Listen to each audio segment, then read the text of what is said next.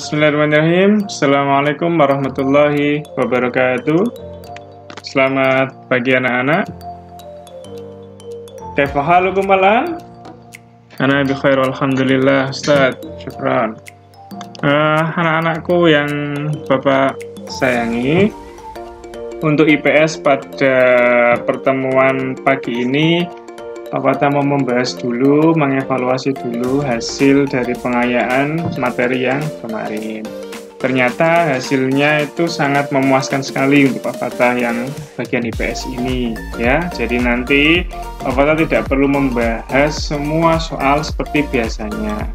Ya, mengapa? Karena nanti hasilnya memang sudah memuaskan, ya. Karena nanti bisa lihat sendiri hasilnya sudah bagus-bagus, ya. Jadi yang masih, meskipun ada yang masih belum standar, nggak masalah, tetap belajar belajarnya digiatkan. Oke anak-anak, kita mulai evaluasinya ya. Ini pengayaan IPS mengenai ASEAN. Oke, ini pertanyaan yang sering terlewatkan. Nah ini ternyata hanya satu soal saja. Kita buka ya, nomor 14 ini anak-anak. Nah, jawaban A sama C ternyata hampir sama. Kalau B sama D enggak, jelas salah ya.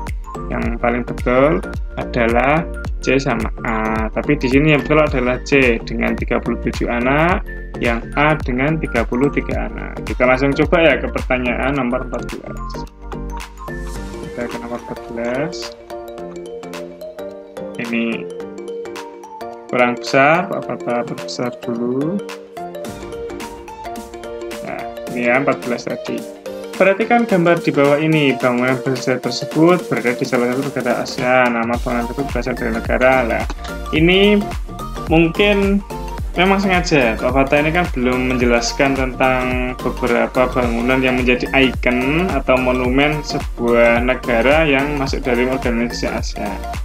Memang kalau dilihat sekilas itu seperti Candi Prambanan ya, tapi tidak anak-anak. Bukan Candi Prambanan itu yang betul adalah C, Angkor Wat dari Kamboja.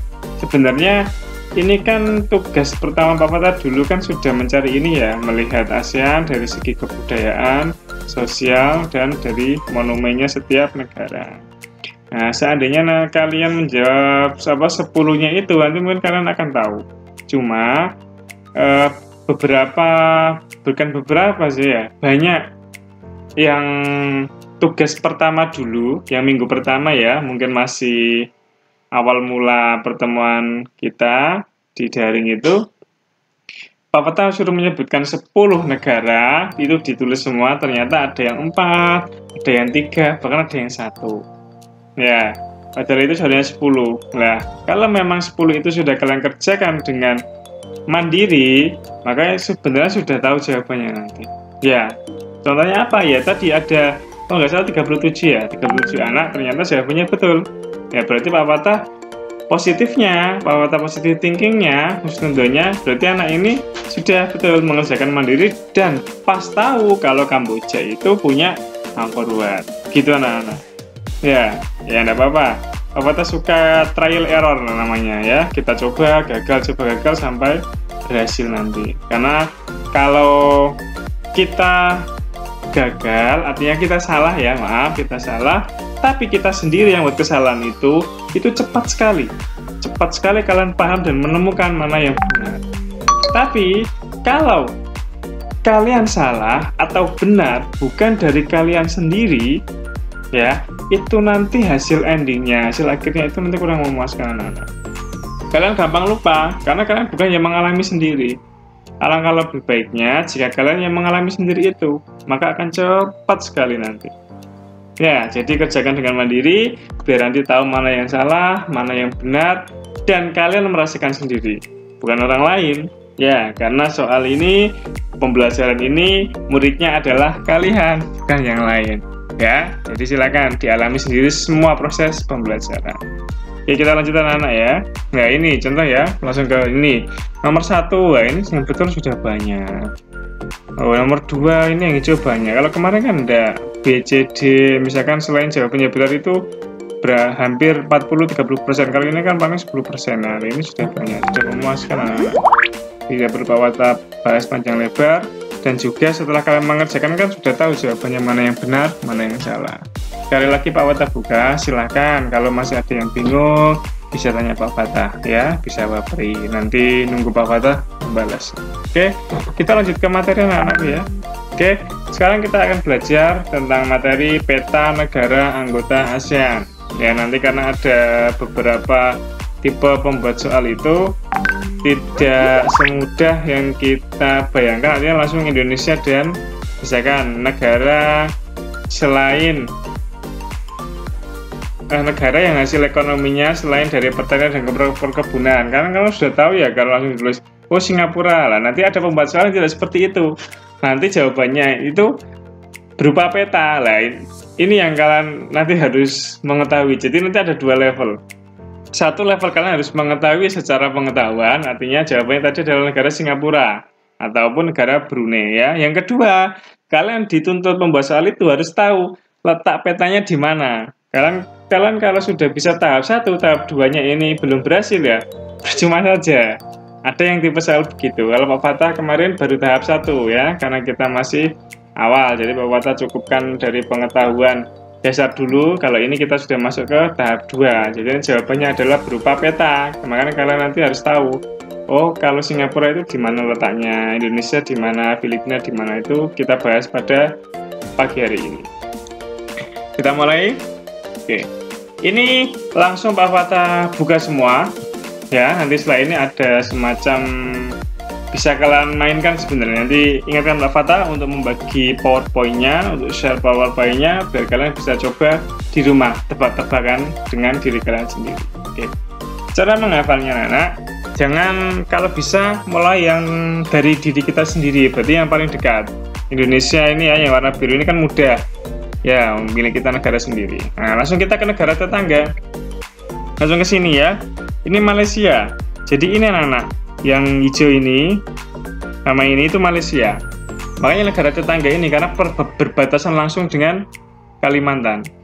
Nah, adapun ini yang merah ini anak, kecil sekali. Ini negara Singapura. Memang penduduknya sedikit sekali, tapi negaranya sangat maju. Ya, apalagi dengan terkenal peraturannya yang menjaga kebersihan. Kalian buang sampah di sana kena denda sudah berapa ratus atau berapa juta itu, saya lupa itu. Ya, itu di Singapura, negaranya sangat maju sekali. Ya, yang masuk di Kalimantan ini itu adalah Brunei Darussalam. Ya, dia di sini. Kecil, tapi dia tambang minyaknya penghasilannya besar sekali. Ya, mudah kan? Ini karena kan beberapa dari kita mungkin sudah sering beberapa kali ke Singapura ya. Singapura, Malaysia ini sering. Dua negara ini memang negara tetangga. Jadi ini Indonesia, ini Singapura, Malaysia, sama Brunei. 4, sudah hafal kan? Kita lompat langsung ke sini. Ini Filipina. Nah, 5 kalian sudah mengantongi. Jawab 4 sekali kalau ini. Indonesia, naik lagi Singapura, naik lagi Malaysia, Brunei, langsung Filipina. Ya. Jika 5 ini kalian sudah hafal, maka kalian boleh ke tahap selanjutnya. Kalian bisa naik. Nah, kalau Pak Fatah menyarankan, naiknya kita mulai dari sini anak-anak. Dari gambar apa ini ya? Ungu ya? Ya ungu. Kita langsung ke Myanmar. Ya, jadi Myanmar, Thailand, ya Myanmar, Thailand, Laos. 3 dulu. Pastikan mulai dari atas turun ke sampingnya, ya Myanmar, Thailand, Laos. Turunnya nanti ke Kamboja. Myanmar, Thailand, Laos, Kamboja, baru Vietnam. Ya, 5 ini ya. Kita mulai dari yang bawah. Mulai dari yang paling mudah ya. Indonesia. Naik lagi. Ini ya, Singapura, Malaysia, ya, Brunei, Filipina. Ya, ditelateni saja ya, pelan-pelan saja. Nanti dibuka PowerPoint yang Pak Fatah kirim atau bisa lihat video ini. Biasanya kalau lihat video ini nanti kurang, biasanya lebih cenderung cepat itu ketika kalian yang melakukan sendiri. Jadi kalian dapat PowerPoint dari Pak Fatah, kalian melakukan sendiri, tebak-tebakan sendiri itu lebih cepat. Langsung kita naik ke atas. Ya, mulai dari ini Myanmar, turun Thailand, langsung ke sampingnya Laos, turun lagi ke bawahnya Thailand, Kamboja, Vietnam. Sudah selesai 5. Kita coba ya. Langsung kita coba ke yang sudah Pak Wata siapkan. Terus dulu. Oke, nah nomor 1 apa? Ya ingat, tadi kan dari sini. Nah, tinggal naik ke samping. Kira-kira apa? Ya, Laos, pintar. Yang kedua, atas tadi, pintar. Myanmar. Ketiga, pintar. Thailand. 4. Ayo. Apa? Ya, Kamboja. 5. Mudah ini. Pintar. Vietnam. 6. Yang paling atas tadi, setelah ini, yang mencatat tadi. Ya, Filipina. 7. Yo, Filipina. Malaysia. 8. Minyak. Pintar. Brunei. 9. Yang kecil maju. Singapura. 10. Negara kita. Nah, Indonesia. Mudah kan? Mudah. Ya, kalian tinggal latih itu berkali-kali. Karena ini sering sekali pembuat soal itu modelnya seperti itu. Kita lanjut ya. Nah, ini coba dengan peta yang berbeda. Namanya peta sebenarnya sama, cuman ini beda warna, beda urutan saja. Biar nanti untuk mengetahui betul-betul pemahaman kita. Nah, ini nomor 1. Kira-kira apa? Laos, oke. 2. Bawah yang tadi nomor 2. Ya, Thailand. 3. Oke, Myanmar. 4. Nah, Vietnam. 5. Pintar. Kamboja. 6. Filipina. 7. Malaysia. 8. Brunei. 9. Pintar. Singapura. 10. Ya, negara kita, negara Indonesia. Oke, kita lanjut. Nah, ini peta negara kita. Nah, sekarang kita ke bangunan kebanggaan setiap negara. Nanti bikin anak-anak. Setiap satu bangunan nanti ada video dari Pak Fata, mungkin berapa menit durasinya, biar kalian bisa mengetahui atau merasakan keindahan ikon monumen setiap negara, ya, bangunan kebanggaan setiap negara anggota ASEAN. Nah, ini biar tahu. Jadi misalkan Pak Fata ini yang punya negara Indonesia atau presidennya, ya ini bangunan yang saya promosikan, yang saya banggakan. Ini jati diri ya, jati diri Indonesia. Setiap orang kan punya jati diri, bangsa pun punya jati dirinya. Dalam hal ini kita fokus ke jati diri yang tentang bangunan. Oke. Nah, ini yang pertama, milik negara kita, Indonesia. Ya, Indonesia, monumen nasional atau kita sering sebut Monas. Ya, Monas itu monumen nasional. Kita cek videonya.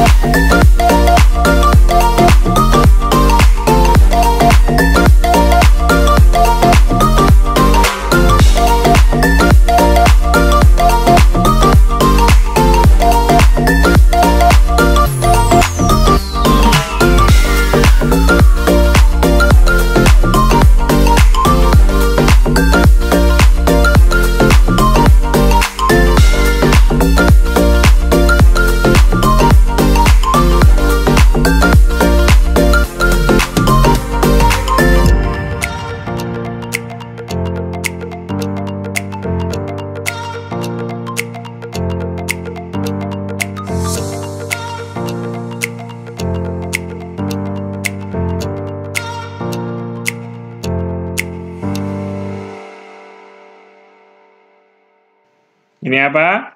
Ya, ini adalah menara Petronas, menara kembar milik Malaysia. Ini sering ya, beberapa orang tua kita ke sini nanti beli gantungan kunci. Nah, menara ini.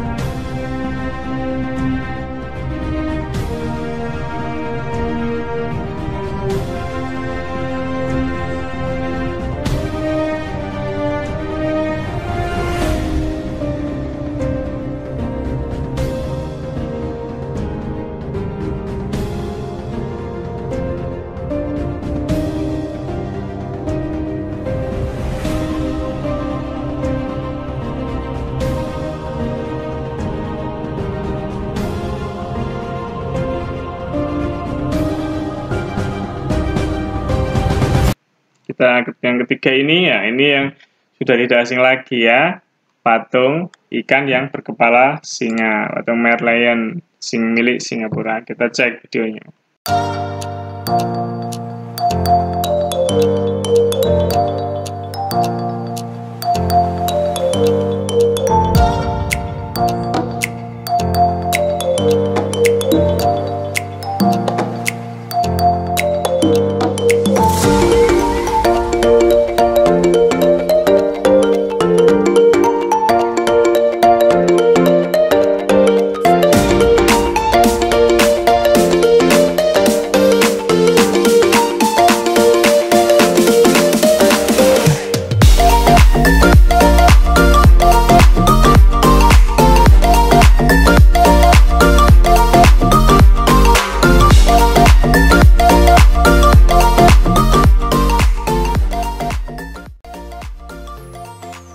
Nah, selanjutnya, nah ini juga sangat indah sekali ini milik Thailand, apalagi pas tepat waktunya ini, ya sore menjelang maghrib. Ini Green Palace, ya. Mau tahu seperti apa keindahannya? Nah, kita saksikan ini videonya.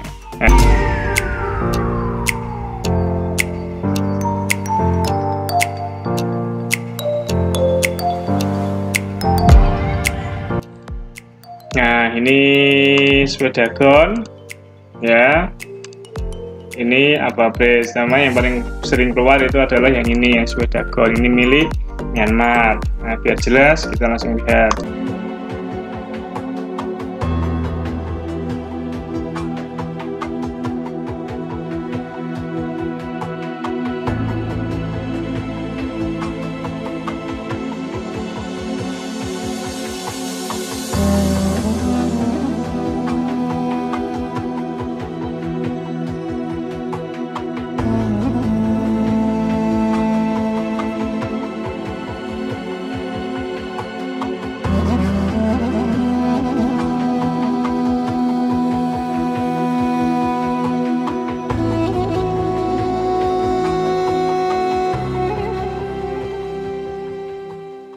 Selanjutnya ini milik Laos ya, Patuk Sai Monumen.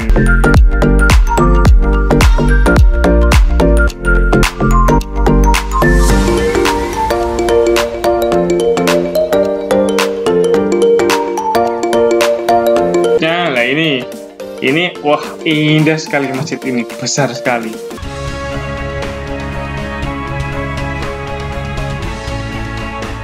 Brunei Darussalam, kesultanan kecil di timur laut Kalimantan ini merupakan salah satu negara kecil terkaya di dunia. Pengaruh Islam di Brunei Darussalam mempunyai sejarah yang panjang sejak abad ke-15 dan berkembang pesat hingga sekarang. Pengaruh itu terlihat dari berbagai macam bangunan masjid yang indah dan megah yang ada di Bandar Seri Begawan, ibu kota Brunei Darussalam. Masjid Umar Ali Syaifuddin, salah satu landmark dan simbol kejayaan Islam di Brunei Darussalam, berdiri megah di jantung ibu kota Bandar Seri Begawan. Masjid yang mengambil nama dari mendiang ayahanda Sultan Hasan al-Bolkiah ini selesai dibangun pada tahun 1958. Dirancang sendiri oleh mendiang Sultan Umar Ali Syaifuddin dan Rudolf Noli, seorang arsitek asal Italia. Dibangun di areal seluas 2 hektar, masjid ini berdiri di atas lagun atau kolam buatan di tepi sungai Brunei di kampung air. Tidak kurang dari 3,5 juta keping mozaik berlapis emas dari Italia digunakan untuk melapisi kubah utama masjid. Masya Allah, luar biasa megahnya.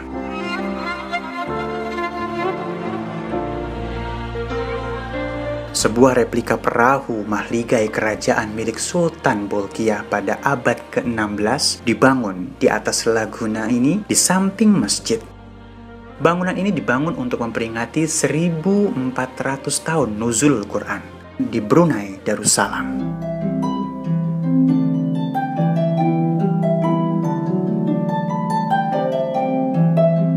Di depan pintu samping masjid, kolam air mancur ini di lantai dasarnya dibuat dengan motif khas Brunei. Tempat wudhu utama berbentuk kolam besar yang dilengkapi dengan keran-keran. Bangunan dari kolam yang berbentuk segi empat ini dikelilingi pilar-pilar putih dengan corak khas Brunei yang dikenal dengan kalat. Kalat adalah motif Brunei yang berbentuk menyerupai anyaman tali.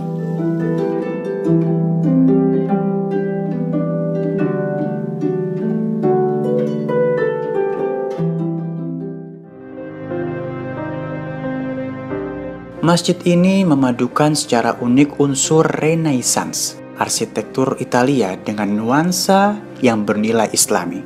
Hal itu terlihat di dalam desain interiornya. Ruang sholat utama berbentuk segi empat dengan 1 pintu utama dan 2 pintu tambahan di sebelah kanan dan kiri.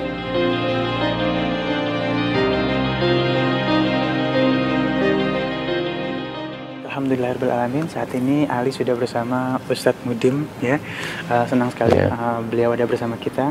Beliau ini adalah imam masjid dari Umar Ali ini, ya. Masjid Umar Ali Syaifuddin ini sangat luar biasa. Bukan hanya sejarahnya, tapi memang pernik-pernik bangunan yang ada di dalam sini dibangun dan didapatkan dari berbagai macam negara. Mungkin bisa diterangkan dulu. Ini marmer, ini memang khas diimport daripada Italia. Import dari Italia. Kemudian dari bentuk ini mimbar ini memang dihasilkan oleh almarhum Sultan Umar Syaifuddin sendiri.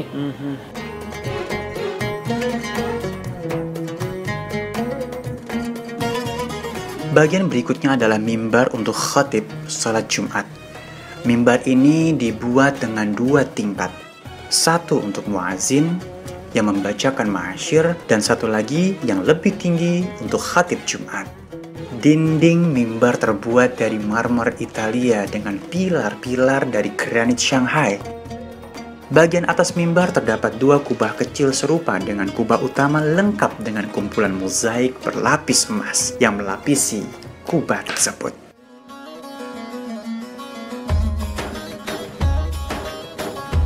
Empat lampu kristal dari Inggris yang masing-masing beratnya kurang lebih 4 ton tergantung rapi menghiasi interior ruang sholat ini. Berpadu dengan lengkungan bawah kubah utama yang berhiaskan kaligrafi Asmaul Husna. Lampu-lampu kristal tersebut didesain sendiri oleh almarhum Sultan Umar Ali Syaifuddin sendiri.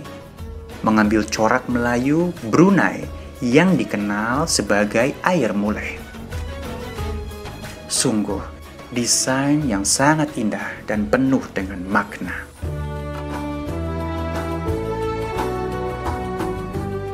Bagian mihrab masjid berbentuk segi empat yang dihiasi lengkungan-lengkungan berlapis granit dari Shanghai, Cina. Bagian dinding dan plafon mihrab dilapisi dengan mozaik berlapis emas dari Venice, Italia, yang serupa dengan yang digunakan di kubah utama.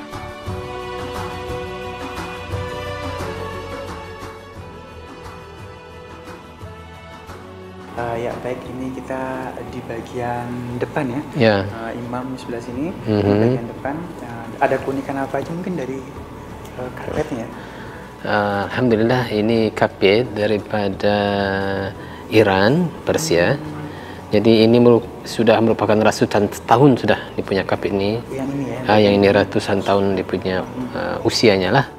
Sebuah karpet Persia dari abad ke-15 yang berasal dari koleksi pribadi almarhum Sultan Umar Ali Saifuddin menghiasi tempat sholat bagian imam tersebut. Mihrab juga terdapat 5 buah jendela kaca patri yang berwarna-warni yang menghasilkan cahaya yang indah di sore hari.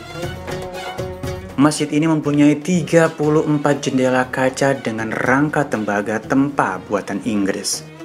Sedangkan kaca-kaca patri beraneka warna beragam Renaissance yang mengagumkan tersebut dibuat di Italia. Dengan motif bergaya Brunei seperti bunga cengkeh, Arab kegati, dan segupan. Desain awal dari masjid ini disesuaikan dengan kondisi tropis, sehingga terdapat banyak jendela untuk sirkulasi udaranya. Namun, sekarang masjid ini sudah dilengkapi dengan pendingin udara, sehingga jendela-jendela tersebut tidak lagi dibuka. Hamparan karpet yang lembut dan indah dari Arab Saudi dan Belgia terhampar di tempat sholat utama.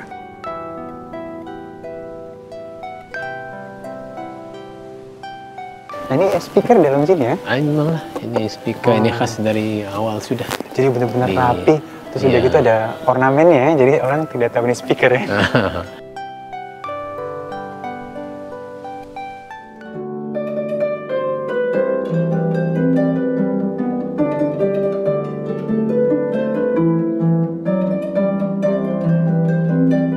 Di malam hari, lampu-lampu sorot berwarna kuning dan hijau menerangi bangunan masjid dan kubah utamanya, menciptakan pemandangan yang sangat indah.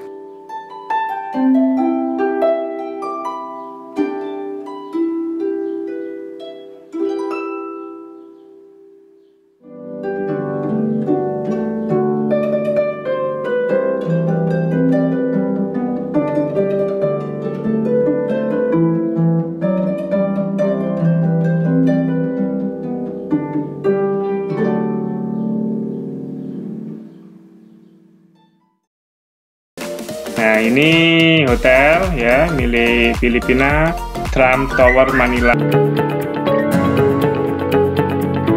Welcome to Century City, a magnificent urban oasis in Makati, Philippines. Now, there's a lot going on in Metro Manila, but there's nothing quite like Century City, which is developed by Century Properties. Century City aims for the stars, and when they do, they always more than deliver. So hop on, and let's go check out one of their prize buildings.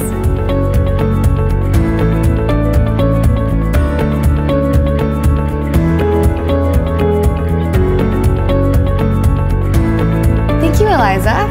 My pleasure. I could get used to being greeted at home like this every day, and I wouldn't expect anything less from the country's most elegant high-rise, Trump Tower. It stands at 57 floors with 266 residential units. Traversing the skyscraper also comes in. Terus kita lanjut ke, nah ini yang tadi beberapa dari kita menganggap ini adalah Candi Prambanan ya, mungkin itu kalian zoom dulu mungkin sebenarnya, jangan dibiarkan kalian di zoom terus ya, nanti baru terlihat antara Prambanan sama Angkor Wat ini. Ya, Angkor Wat ini milik Kamboja ya.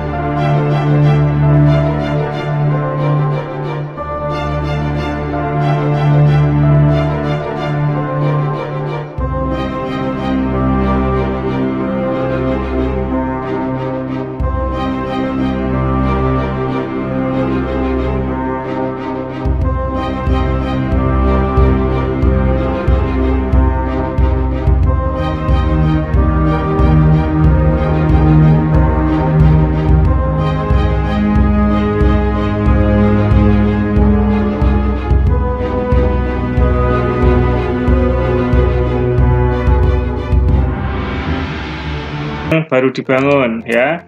Vietnam, Vietcom Landmark 81 Vietnam, ini 81 lantai.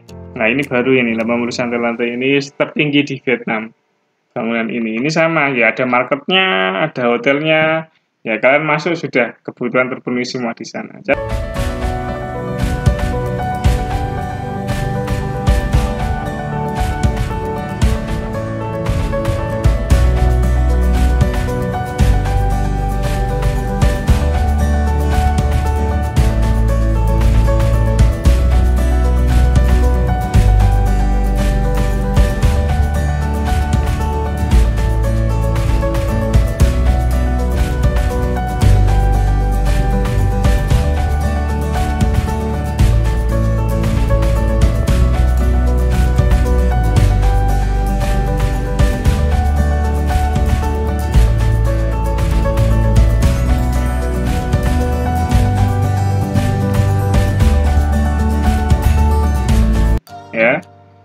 Ya, banyak kan?